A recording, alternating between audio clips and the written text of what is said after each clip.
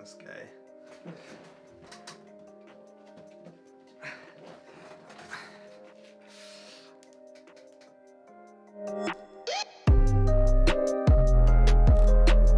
What is good, YouTube? My name is Ash Porter, and today I'm delving into the series The Saxon Stories by Bernard Cornwell, or also known as The Last Kingdom if you've been watching it on Netflix. Just so you know, I will give fair warning for spoilers for this series and these books. If you look in the timestamps or in the chapters on the video, you'll see a section that's called spoilers. And so if you haven't read the books and you don't want it ruined, do not go past that. Just watch this opening bit. This is a 13-part series of historical fiction, and yes, you heard me, 13 books, set in the dark ages of England. But England as we know it doesn't exist. Our sort of island, Britain, is split into 7 different kingdoms. Scotland, Wales and Cornwall are all their own kingdoms, and these people were commonly known as the Britons, the original inhabitants of our island. However, when the Romans came along and then later on the Saxons came along, they took over most of what we now know as England, and the Britons retreated back into those corners. And then within those borders of our England were 4 kingdoms originally. So you had Northumbria, Mercia, East Anglia and Wessex. And so across our little island you had at least 7 different kingdoms with 7 different kings, all with their own laws, rules and customs and way of life. This time period was better known for another group of people though, and that was the Vikings. These Danes and Norsemen sailed west looking for fame, looking for wealth, looking for land. And one of their first landing points was Northumbria in the north of England, and this started their invasion of Britain. The first book, The Last Kingdom, starts in 866, and we are looking through the eyes of our protagonist and main character, āræd of Bebbanburg, what is now known as Bamburgh Castle, way up north just before the Scottish border. And then this final book takes place and finishes in 937. That's a big time period, and it's fair to say a lot happens in that time, and āræd is well involved. Now I'm going to be honest with you, I have not really touched the TV series The Last Kingdom for 2 big reasons. Well, I did touch it. I watched the first 2 episodes and then I turned it off because I wasn't interested. But the 2 reasons for this are, 1, there's only one Viking-based TV show that has a place in my heart, and that is Vikings on the History Channel. That is one of my favourite TV shows ever. It will always have a place in my heart. Ragnar Lothbrok, I mean, one of my favourite characters ever. And that first 3 seasons of that show are some of the best TV I have ever watched. And then the second reason is, honestly, these books are too good to be ruined by a mediocre TV show. Now, sorry if you're a fan of the TV show, but those first 2 episodes I watched, I was like, this doesn't even compare to the books, and so I don't want to go any deeper. You know, when you read a series like this, you build up such vivid images of the world and the people in it. You know, āræd in my head looks so different to the actor on the TV show, and I didn't even want to see what Finan was going to look like either, or some of the other characters. And so that's part of the reason I haven't touched the TV show, so I'm not really going to be speaking about that. But to prove a point of how good I think these books are, when I first started reading them, I was just about to get married, and I actually ended up reading book 3, 4 and 5 on my honeymoon. They are really good books. If you haven't read these books, I can honestly say these are top drawer. They are high quality historical fiction books. I absolutely love them. The storytelling is immense. The world in which Cornwell creates and the way he writes is amazing. The main character, āræd, whose eyes we look through, is just, he's insane, man. He's an amazing character. He's a deep thinker. He's thought-provoking, and he just holds it all together. And not only that, I don't know, if you're anything like me, I think historical fiction is just incredible because you get immersed in this, in many ways, fictional world where there is creative license in there, but also at the same time, you're immersed in history, in a world that has gone by, that used to exist. And I just love that, and especially the fact that you get to learn history through these books sometimes. You know, at the end of most historical fiction books, and Cornwell does this really well in his books, is he has a little section at the end called like the historical notes, and he kind of tells you what's the real history, what really happened here, and what did he change for the sake of writing in fiction. And I just love that. I love learning history while also being immersed in this amazing world and these incredible stories.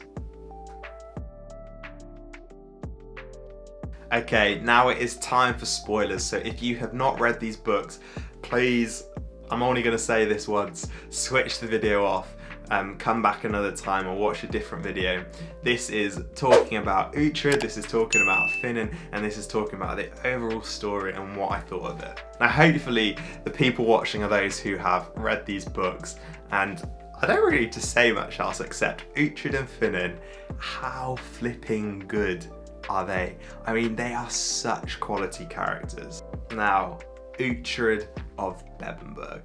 What a legend. If you've read these books and you don't love him, I don't know what's going on in your head. He is, I think he's insane. I think he's amazing. This second son who rises to greatness and becomes literally the warlord of England, however you say it. Yeah, such an incredible character. However, there are a few things I do want to raise about him and the stories. And so first of all, I'm so glad that by the end of Warlord he is still alive. I'm so glad he makes it to the end of the series. However, it is by absolute miracles and a lot of plot armor. Like this guy, he is covered in the best armor. You know, his wolf helmet, this amazing set. He's got arm rings all over him. But let's be honest, the best armor he has is the fact he's the main character, because there is no way he should have survived this long. There were multiple times I was like, this is it. And especially, I can't remember which book it was in, but you know, the fight with Canute and he gets stabbed at the end of the book, and then the next book, the first chapter opens with āræd, his son, like as the main character, and you're like, is he dead? And then he comes back and you're like, there's absolutely no way he should be surviving that, and he is very lucky that he's the main character.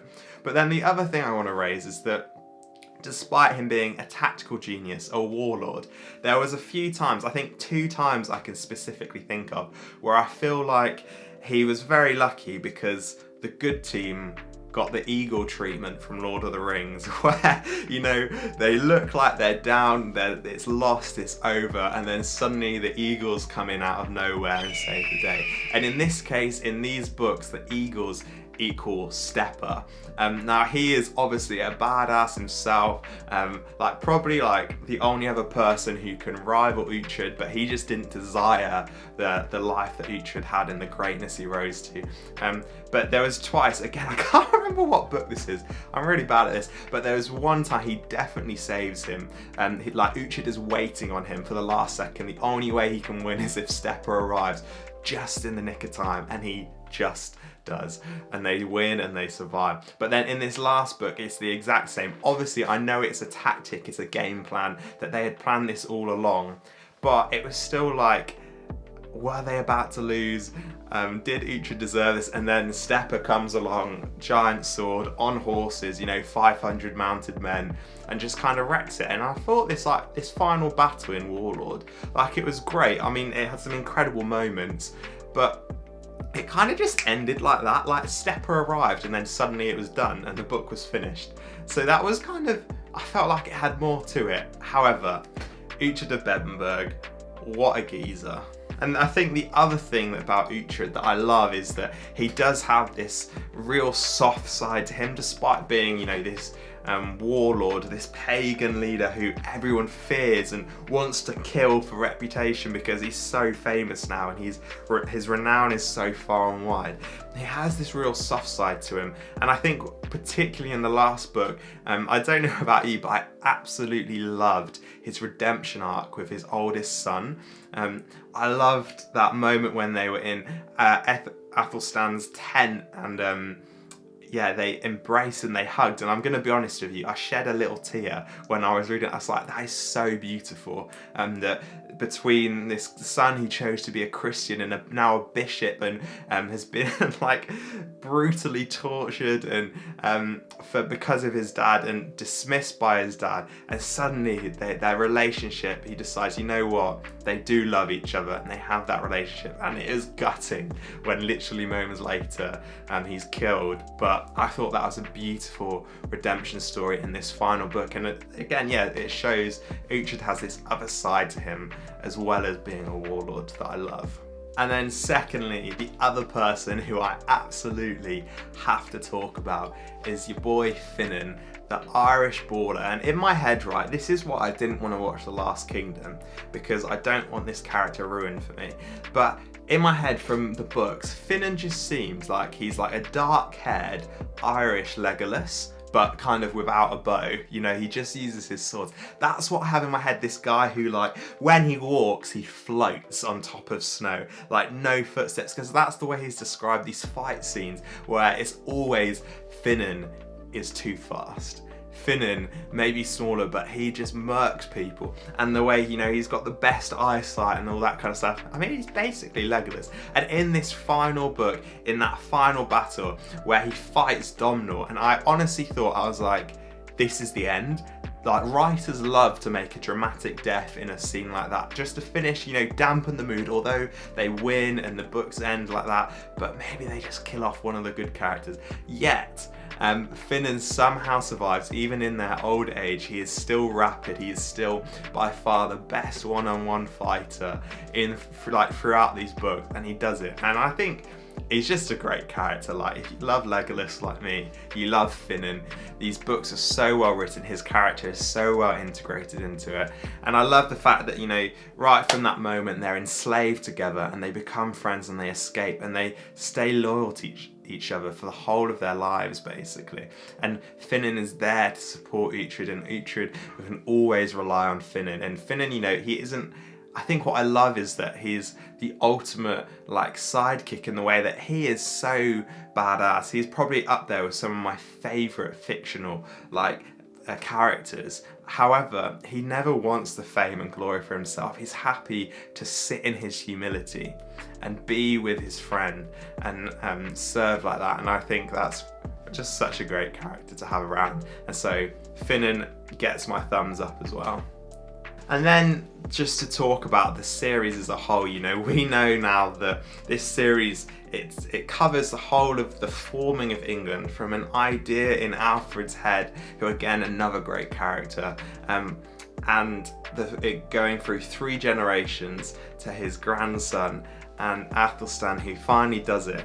And I think it's just like the way Bernard Cornwell wrote it, and he intertwined these fictional characters into these big moments in history, and we've seen a nation come together from division to unity. And I think it's just, they're just such great books. It's such great history and it's so well written. And now they're over. I've read all 13. I'm not sure another one is coming. Though you never know, but I think that is the final one. You know, it's pretty sad, isn't it, that it's over, that the story is done, that England has been formed, and Āræd will probably die in his sleep with serpent breath by his side in his hand. But that's it. What a great series of books. And now, if you somehow got this far and you still haven't read them, 1, what are you doing here? And 2, go read these books. Or if you haven't read them in a few years, in like 5 years or whatever, you know, you're behind, you're not up to date, go read these books. They are phenomenal. They are so good. They're some of my one of my favourite series I've ever read. I'm engrossed by it, captivated, and I so highly recommend it. There we have it. That is the Saxon Stories by Bernard Cornwell. Such a good series. Thank you so much for watching. I'll see you next time. And remember, fate is inexorable.